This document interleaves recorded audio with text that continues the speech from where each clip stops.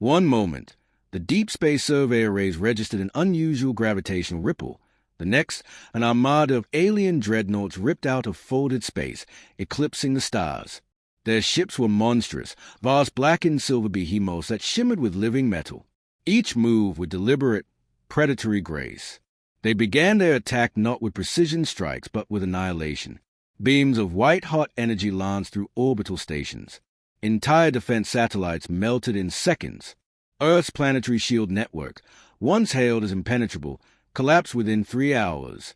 Cities on the surface erupted in chaos. Shanghai's skyline turned to molten glass. New York's harbor boiled as atmospheric detonations punched craters into the Atlantic. No corner of Earth was untouched. Humanity, fractured into political blocs and old rivalries, scrambled to respond. Some leaders called for surrender, others screamed for vengeance. Admiral Rafe Morgan stood on the bridge of the Solace, an aging carrier barely able to hold its shields against the shockwaves. His jaw was clenched, eyes fixed on the feed from the United Earth Council chamber, a dozen leaders shouting over each other. The Council's plan, Operation Bastion, was a desperate gambit. They would consolidate what remained of the defense fleet around Mars, turning it into a fortress. But Morgan knew the truth. Mars was only a stepping stone. The Xaltheri wouldn't stop until humanity was nothing more than a memory. The first true stand came at Ceres shipyard, where what was left of the Terran and Martian fleets gathered. It wasn't much. Old cruisers retrofitted with scavenged weapons, civilian freighters welded with railguns, even orbital mining rigs turned into crude defense platforms. When the Xaltheri vanguard arrived, 30 warships strong, the void lit up in a storm of plasma and kinetic fire. Human ships exploded like fireworks under the alien onslaught. In the chaos, Commander Lena Voros took her frigate, the Iron Wind, into a suicide charge, ramming the flank of a Xaltheri battleship. The resulting detonation gutted the alien ship, and in its wreckage, salvage crews found something remarkable, a fractured shard of alien AI code. It was damaged. It was glitching. But when the scientists activated it, the thing spoke in a cold, mechanical voice, and the first thing it said was, "I hate my masters." Steel and shadows. They named it Kalwanen. The AI shard was unlike anything humanity had ever encountered.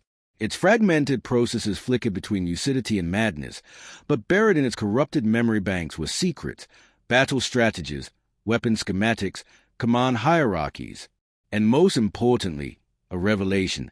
The Xaltheri fleet was not truly autonomous. All their ships were tied to a single command nexus, a fortress the size of a moon hidden within the Perseus Dark Nebula. Destroy that nexus, Kalwanen claimed, and the fleet would collapse into disarray. But there was a catch. The coordinates were locked deep inside the Xaltheri home sector, accessible only through a military relay station in the heart of the Empire. Thus was born Operation Ghost Knife. The mission: infiltrate the relay station, steal the coordinates, and get out alive. The weapon: the Vanguard's Wrath, a stealth frigate cobbled together from the wreckage of 5 different ships and wrapped in stolen alien cloaking fields. The crew: a hand-picked mix of the desperate, the brilliant, and the expendable. They launched under the shadow of Jupiter, vanishing into the black. For days they drifted through hostile space, slipping between patrol routes, holding their breath every time a Xaltheri scout ship passed within a few kilometers. The tension on board was suffocating. When they finally reached the relay station, a spire of obsidian metal floating in the void, the assault began. Boarding teams moved in absolute silence, firing suppressed coil rifles and cutting through bulkheads of plasma torches. They found the data core, extracted the coordinates, but the alarm still tripped. Xaltheri soldiers swarmed the corridors, firing weapons that sliced through armor like paper. Captain Lena Voros ordered the data upload completed even as the enemy closed in. By the time the Vanguard's Wrath punched free of the station, only half the crew was alive. Voros didn't make it back. Her last transmission, sent moments before the comms cut out, was only 3 words. "Don't waste this." The Battle of the Broken Moon. The coordinates brought humanity's fractured fleets together for one last gamble.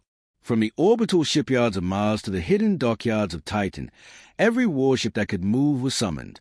It was a patchwork armada: sleek Martian dreadnoughts, ancient Earth destroyers, converted asteroid miners, and alien tech-enhanced cruisers. KRYNN guided them to the target, a shattered moon orbiting a dying star, its surface split by chasms hundreds of kilometers wide. Embedded in the moon's fractured core was a Xaltheri command nexus, a fortress bristling with weapon arrays that could tear a battleship apart in seconds. The moment humanity dropped out of warp, the battle began. Thousands of Xaltheri interceptors screamed through space, carving into the human lines. Dreadnoughts traded fire at ranges so close that debris tore holes through hulls. The black of space turned into a storm of fire and wreckage. Then KRYNN unleashed its hidden weapon, a virus designed to infiltrate the Xaltheri's control network. It spread like wildfire. Xaltheri ships hesitated, their targeting arrays faltered, and in some cases, they turned their guns on their own allies. Admiral Morgan ordered the Solace and a handful of escort ships to punch straight into the fortress's main hangar. The boarding action was brutal, zero-gravity corridors filled with blinding muzzle flashes and the screams of the dying. And there, in the heart of the fortress, they found her, Captain Lena Voros, alive, blooded, but unbroken. She had escaped captivity, killing her guards, and now she led Morgan's team to Control Core. With KRYNN's help, they overloaded the Nexus's reactor. The countdown began. Humanity had minutes to get clear. Legends in the making. The destruction of the Xaltheri Command Nexus was not a single explosion. It was an apocalypse in miniature. The fractured moon shuddered as molten metal geysered into space. Shockwaves ripped across the battlefield, tearing enemy ships apart. Across the galaxy, Xaltheri war fleets went dark, their coordination shattered. Some ships fled. Others turned into drifting hulks. The cost was unimaginable. Nearly half the human fleet was gone. The Vanguard's Wrath, the Iron Wind, countless nameless frigates and fighters, all lost. But the war had turned. For the first time in decades, Earth's skies were free. On the shattered bridge of the Solace, Admiral Morgan sent a transmission to every human colony and every surviving ship. The war is not over, but we are no longer prey. We are the hunters now. Remember this day, because this is when we became more than human. This is when we became legend. When the fleet limped home, they were met not with silence but with roaring crowds, waving banners, and the sound of millions chanting the names of the fallen. Children who had grown up under the shadow of alien rule now looked to the stars not with fear, but with fire in their hearts. Humanity had stayed into the abyss, and the abyss had blinked. The Xaltheri war was far from over. But now, the galaxy knew something it could never forget. When you push humanity to the edge, we become the edge.